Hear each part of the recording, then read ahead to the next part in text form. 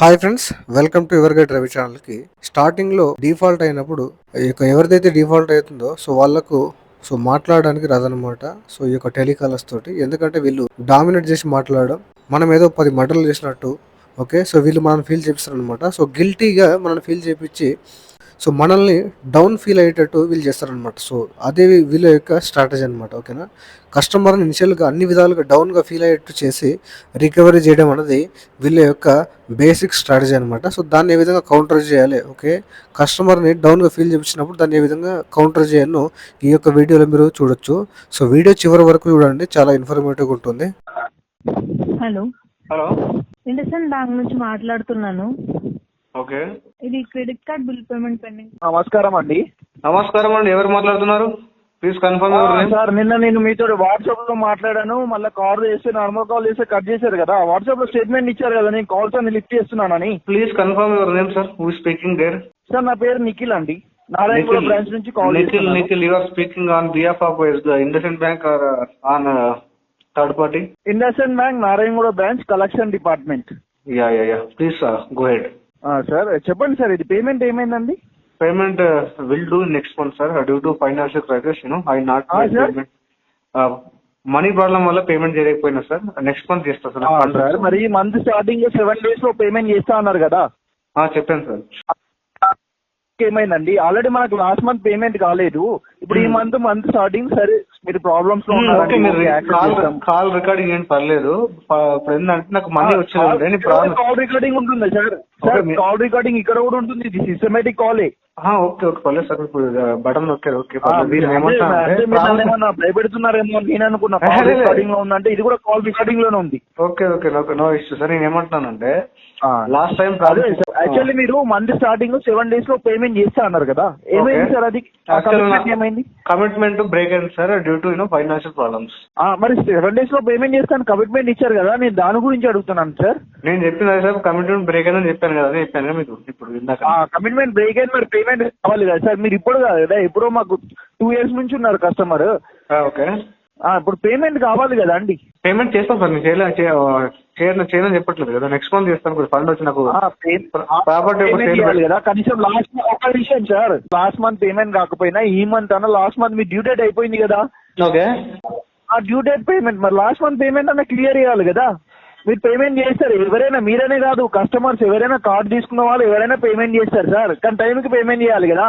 ఇప్పుడు financial problem ఉంది, okay, financial problem ఉన్నప్పుడు మొత్తం కనీసం లాస్ట్ మంత్ మినిమం వల్ల పేమెంట్ చేయాలి కదా. అందరూ టైం పేమెంట్ చేస్తే మీరు ఉంటారు కదా అక్కడ సార్. అందరూ ఆన్ టైం పేమెంట్ ఇస్తే మీరే ఉంటారు కదా అక్కడ. అందరు టైం పేమెంట్ చేస్తే మేము ఉండమా? అవునా? అందరు ఫిక్స్డ్ డిపాజిట్ చేస్తే మీకు కార్డులు కూడా ఉండవు కదా. అందరు ఫిక్స్డ్ డిపాజిట్ చేసి క్యాష్ బ్యాంక్ లో వేస్తేనే మీకు కార్డులు ఇస్తారు. ఓకేనా సార్? ఫిక్స్డ్ డిపాజిట్ మనీ కార్డుకి రొటేట్ చేసి క్రెడిట్ కార్డ్స్ అనేది ఇస్తారు. మీరు టైంకి తీసుకొని రొటేషన్ చేసి పైసలు కడతారని మీకు కార్డు అనేది ఇస్తారు. ఓకే, మీరు కార్డు కూడా ఉండదు కదా. ఒకవేళ పబ్లిక్ ఫిక్స్డ్ డిపాజిట్ చేయకపోతే మళ్ళీ వాళ్ళకి రిటర్న్ చేయాలి కదా. అందుకే మేము మధ్యలో ఉన్నాం. చెప్పండి సార్. ఇప్పుడు మీరు అన్నారు కదా మేము ఉండమని. ఓకే, మరి ఏమైంది పేమెంట్ ఏమైంది? నేను చెప్పిన దానికి సమాధానం లేకుండా ఇస్తున్నారు. ఓకే, పాయింట్ ఏంటంటే పేమెంట్ ఏంటంటే అప్డేట్ ఏంటంటే ఫైనాన్షియల్ ప్రాబ్లమ్ ఫేస్ చేస్తున్నాను. అప్డేట్ కోసం అడగలేదు, పేమెంట్ కోసం కాల్ చేసాం. మీరు ఎప్పుడు చేస్తారని అప్డేట్ కాదు, డ్యూ డేట్ అయిపోయింది కదా, పేమెంట్ ఎప్పుడు చేస్తారని అడిగాము. ఇంకా పేమెంట్ ఎందుకు కాలేదని, పేమెంట్ కావాలని కాల్ చేశాం సార్. పేమెంట్ లేదని చెప్తున్నా సార్. పేమెంట్ లేదని ఎట్లా చెప్తారు? లాస్ట్ మంత్ పేమెంట్ కావాలి కదా, 14,500 లాస్ట్ మంత్ పేమెంట్ ఏమైంది? ఈ మంత్ 23rd పేమెంట్ కాలేదు. లాస్ట్ మంత్ పేమెంట్ ఏమైంది? ఇప్పుడు మీరు అన్ని మాట్లాడుతున్నారు కదా regarding credit card bank, IndusInd bank, agency ఇవన్నీ అడుగుతున్నారు కదా. నేను బ్యాంక్ నుంచి కలెక్షన్ డిపార్ట్మెంట్ నారాయణగూడ బ్యాంక్ నుంచి కాల్ చేస్తున్నాను. అడగొద్దా కస్టమర్ అడగొద్దా? ఓకే అడిగిరు. ఓకే సార్, ఇప్పుడు మీకు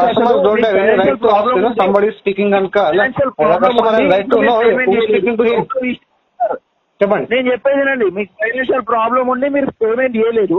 ఇప్పుడు అది కాకుండా నేను నాలాంటి వాళ్ళు పేమెంట్ చేయకపోయేసరికి మీరు ఉన్నారని మీరు అంటున్నారు కదా. మరి పేమెంట్ ఎందుకు చేయలేదు చెప్పండి. పేమెంట్ ఫండ్ ఇష్యూ చెప్పారు కదా సార్. మళ్ళీ ఇంకేం చెప్పాలి మీకు? వేరే వాళ్ళు ఫిక్స్డ్ డిపాజిట్ చేసిన పైసలు మీరు వాడుకున్నారు కదా. ఎవరు ఏమని చెప్పారు సార్? ఎవరు పబ్లిక్ డబ్బుతో ఎవరు బిజినెస్ చేయమని చెప్పారు సార్? పబ్లిక్ డబ్బుతో ఎవరు బిజినెస్ చేయమని చెప్పాడు? కార్డు ఎందుకు వాడుకున్నావు? నీకు ఇచ్చిన కార్డు ఎందుకు వాడుకున్నావు? కార్డు ఎందుకు వాడుకున్నావు? రైట్ నీకుందా? అడిగే రైట్ మీకుందా? మరి ఇప్పుడు అన్నాను కదా మీరు గట్టి గట్టిగా ఎందుకు ఆడుకోరు? ఎందుకు ట్రై చేస్తున్నారు? Your posting your scolding non customer on call. You know that employee on in-house employee breaking the RBI guidelines while doing recovery. This comes under coercion. Do you know that? Sir. Don't violate RBI guidelines. Don't violate RBI guidelines while doing recovery. I am requesting once again on recorded call that you should down your voice little bit. Down your voice little bit and speak with customers. Okay. Sir, చెప్పండి sir. Payment sir? Payment next month అవుతుంది sir. Next month అవుతుంది payment. Fund issue ఉంది. Next month కాదు, ఇప్పుడు payment కావాలి. ఇచ్చిన address లో ఉన్నారా మీరు? అసలు కేవైసీ అప్డేట్ చేశారా? మీరు ఇచ్చిన అడ్రస్ లో ఉన్నారా అండి? పంపండి, ఏజెంట్ పంపండి. ఎక్కడ ఉన్నారు చెప్పండి. లొకేషన్ పంపండి, నేను పంపుతాను ఇప్పుడే. లొకేషన్ పంపండి. మీ ఐడి కార్డు పంపండి నాకు ఫస్ట్. ఐడి కార్డు కాదు, నేనే వస్తాను మీ దగ్గరికి. నాకు ఐడి కార్డు పంపండి. ఐడి కార్డు కాదు, నేను ఏమంటున్నా, మీ ఐడి కార్డు పంపితే నేను కన్ఫర్మ్ చేసుకొని లొకేషన్ పంపుతాను. నేను ఐడి కార్డు పంపితే why you are shouting, sir? Why you are shouting like a children? Why you are shouting like a kid? Why you are shouting like a kid? Why you are shouting like a kid? You are asking for location. I am asking your ID card. I need to verify that you are IDFC employee. మీరు KYC update చేశారు అసలు? నేను ఏమంటా, మీకు location కావాలంటే నాకు ID card పంపిస్తా. ఇప్పుడు లొకేషన్ పంపిస్తా, లైవ్ పంపిస్తా కదా. మీ ఇంటికి రావాలంటే లొకేషన్ పంపాలంటే వెరిఫై చేసుకోవాలి కదా. లొకేషన్ పంపాలంటే వెరిఫై చేసుకోవాలి కదా. లొకేషన్ పంపాలంటే వెరిఫై చేసుకోవాలి కదా. లొకేషన్ పంపాలంటే వెరిఫై చేసుకోవాలి కదా సార్. అప్డేట్ చేయాలి కదా. అప్డేట్ చేయాలి కదా. నేను ఏమంటున్నాను, ఏదైతే నేను ఐడి ప్రూఫ్ ఇచ్చానో బ్యాంక్ లో లోన్ తీసుకుంటప్పుడు అదే ఉన్నది అడ్రస్ ఎక్కడ చేంజ్ చేయలేదు. You can visit if you want to visit. But payment next ID card పంపండి. ఐడి కార్డు పంపండి, వెరిఫై చేసుకోవాలి కదా. 100% అనుకో. నాకు ఎట్లా కాదు, మీకు రిమైండర్ మెయిల్ వచ్చింది కదా, అందులో లొకేషన్ పంపండి. రిమైండర్ మెయిల్ లో నా మెయిల్ వేడితో వస్తుంది కదా, దానికే లొకేషన్ పంపండి. అవును సార్, లొకేషన్ కావాలి నాకు రిక్వెస్ట్ పెట్టండి, మెయిల్ పెట్టండి. నేను కమ్యూనికేషన్ చేంజ్ చేయాలి సార్. నాకు ఎట్లా నాకు ఆఫీషియల్ ఎంప్లాయిడ్ ఉంది కదా, ఆఫీషియల్ ఎంప్లాయిడ్ ఉంది కానీ ఆఫీషియల్ ఎంప్లాయిడ్ ఉంది కానీ ఆఫీషియల్ మెయిల్ ఐడి ఉంది కదా మీకు, ఆఫీషియల్ మెయిల్ ఐడి ఉంది కదా మీకు, ఆఫీషియల్ మెయిల్ ఐడి ఉంది కదా మీకు, ఆఫీషియల్ మెయిల్ ఐడి ఉంది కదా, దానికి నాకు రిక్వెస్ట్ పంపండి లొకేషన్ కావాలని చెప్పి ఇప్పుడు అంత స్పాట్ లో పంపుతా, సెకండ్ లో పంపుతా. ఓకే, నేను ఒక విషయం చెప్తానండి. మీకు ఒకసారి మెయిల్ ఐడి ఓపెన్ చేసి మీకు అఫీషియల్ మెయిల్ ఐడి, నా అఫీషియల్ మెయిల్ ఐడి నుంచే మీకు రిమైండర్ మెయిల్ వచ్చింది. రిమైండర్ సెలెక్ట్ చేసి నేను ఏమంటున్నాను, ఇప్పుడు నీకు ఆన్ కాల్ లో మాట్లాడే వాళ్ళు నాకు తెలియదు. ఓకే, మీ నంబర్ ఫేక్ కావచ్చు, you are representing from Indian bank అంటున్నావు, తెలియకపోవచ్చు. విషయం చెప్తున్నాను, మీకు అర్థమవుతుందా సార్? నేను చెప్పేది ఇప్పుడు మీకు తెలుగులోనే చెప్తున్నాను సార్. నేను కూడా తెలుగులో మాట్లాడుతున్నాను. నేను ఏమంటున్నాను, మీ ఐడి కార్డు నాకు వెరిఫై చేసుకుంటాను. మీ ఐడి పంపండి. బ్యాంక్ థర్డ్ పార్టీ డబ్బులు తీసుకొని మారిపోయి నువ్వు ఎవడు మారిపోయాను? డబ్బులు తీసుకొని ఫోన్ వల్ల ఇప్పుడు కమ్యూనికేషన్ లేదు. ఎందుకు అరుస్తున్నావు? Bank employee you are breaking RBI guidelines while doing recovery. This comes under RBI hardcore recovery. This is criminal intimidation.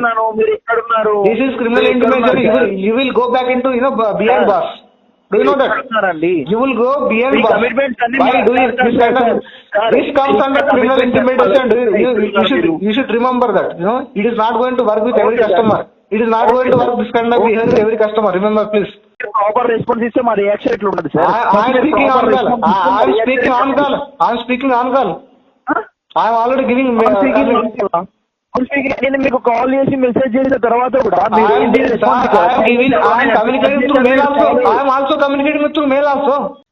Sir first మీరు ఎక్కడ ఉంటున్నారో చెప్పండి. నేను సరే మెయిల్ ద్వారా కమ్యూనికేట్ చేస్తున్నా, కాల్ చేసి మాట్లాడుతున్నా, మీకు చెప్పడానికి వీలే లేదు అసలు. నాకు ఏమని మీరు కమ్యూనికేషన్ లేదని చెప్పేసి ఎట్లా ఇస్తారు మీరు? ఎందుకు లేదు?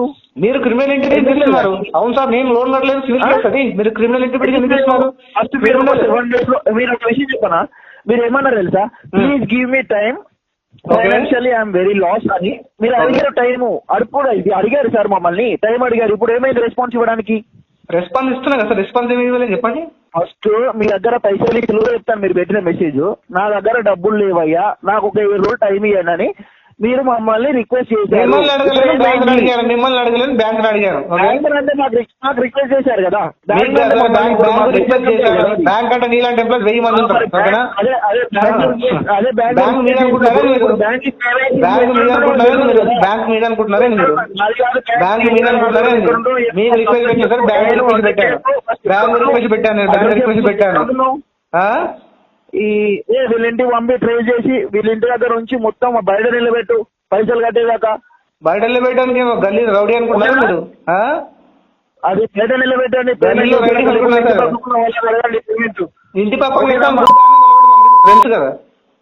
అంత సీన్ లేదు నీకు, అంత సీన్ లేదు కానీ చూస్తాను.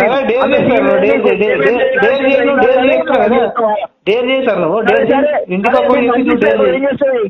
పంపిస్తా ఇంటి అడ్రస్ కి పంపిస్తే ఏం చేస్తావు? సార్ నీకు పంపడానికి రైట్ ఉంది, పంపించండి, వద్దని చెప్పట్లేదు కదా. బట్ ఆర్బీఐ గేట్ లో ఫైల్ వస్తే ఆడ పగలబెట్టి పంపిస్తారు. కాల్ కేవైసీ అప్డేట్ చేయండి, ఓకేనా sir? I'm staying at permanent address. I have given already address to bank. Okay, you can come to that address and have a talk with me. Okay sir, okay sir, okay అండి, okay okay sir, సరే అండి. So చూసారు కదా friends. So ఈ విధంగా customers పైన ఈ యొక్క రికవరీ ఏజెంట్లు గట్టిగా అరిసి ఆర్బీఐ గైడ్లైన్స్ని వైలేట్ చేసి రికవరీ చేయాలని ట్రై చేస్తారనమాట. సో ఎవరైతే ఈ విధంగా ఫేస్ చేస్తున్నారో సో వాళ్ళు భయపడాల్సిన అవసరం లేదండి. మీ యొక్క రైట్స్ని వైలేట్ చేసి ఎవరైనా రికవరీ ఏజెంట్లు లోన్ రికవరీ చేయడానికి ట్రై చేస్తే సో దాన్ని స్ట్రాంగ్గా కౌంటర్ ఇవ్వండి, నో ఇష్యూ అండి. ఎందుకంటే ఇలాంటి హార్డ్ కోర్ రికవరీ చేయకూడదు కస్టమర్స్ పైన, ఓకేనా? కస్టమర్స్ కూడా మీరు ప్రాపర్గా బ్యాంక్తో కమ్యూనికేట్ అవ్వాలి. సో మీరు ప్రాపర్గా బ్యాంక్తో కమ్యూనికేట్ కండి. So and so financial problem face చేస్తున్నాను, నాకు టైం కావాలని చెప్పేసి బ్యాంక్ టైం ఇచ్చినా ఇవ్వకుండా మీ తరపున మీరు రెస్పాండ్ అవ్వాలి, ఓకే? సో ఫోన్ స్లిప్ చేసి కూడా మీరు మాట్లాడి ఆన్సర్ వాళ్ళకి చెప్పాలి, సో ఇంత టైం పడుతుందని చెప్పేసి. సో ఆన్ కాల్లో కూడా వాళ్ళు రికవరీ ఏజెంట్లు అబ్యూజివ్ లాంగ్వేజ్లో మాట్లాడడానికి ట్రై చేస్తే సో మీరు దానికి స్ట్రాంగ్గా కౌంటర్ ఇవ్వండి, నో ఇష్యూ. సో మనీ ఉంటే పే చేయండి, పే చేయడానికి ట్రై చేయండి. సో కావాల్సి మాత్రం డిఫాల్ట్ చేయకండి. సో వీడియో నచ్చితే లైక్ చేయండి ఫ్రెండ్స్. మరిన్ని ఇలాంటి వీడియోస్ కోసం నా యొక్క ఛానల్ సబ్స్క్రైబ్ చేసుకోండి. Thank you.